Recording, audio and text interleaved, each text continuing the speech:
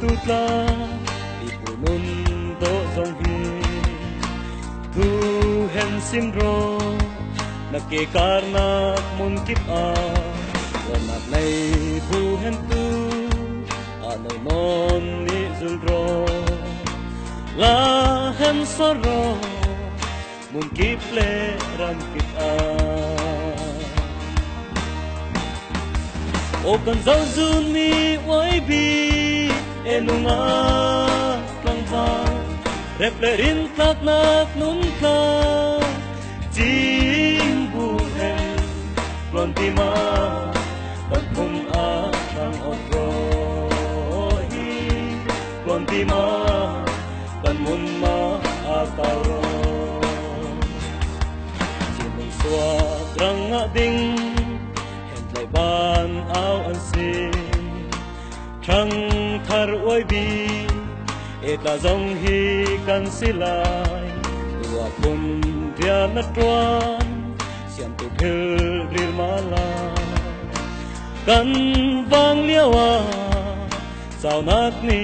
kan me lo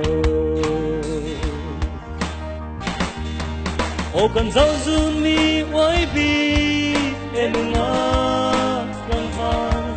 replerin tak nak nun ka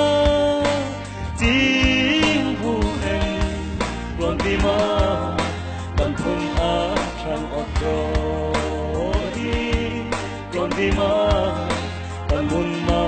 a ka ro dia na tuan lewa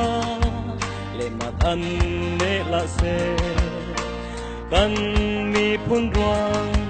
hấp nạc ngay xiết nạc na tuan na rian tuan dan acha a si bang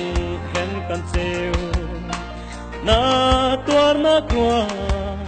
kam mi phun a thang so o kan zau zun mi wai bi enunga kan va replerin tak nak nun ka jing bu hen luan ti ma kan thum a chang ot ro hi luan ti ma kan mun ma a pa ro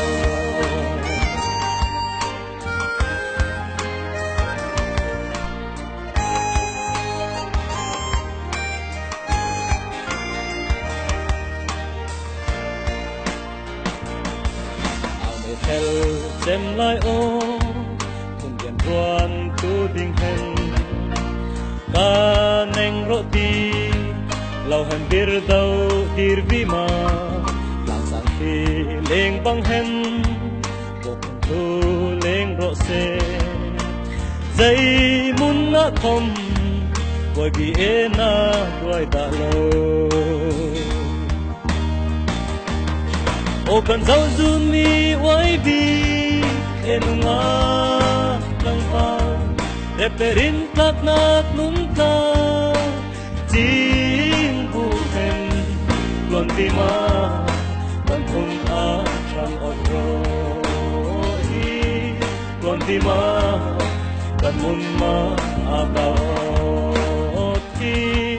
oi bi e hong khang sau đi mà rồi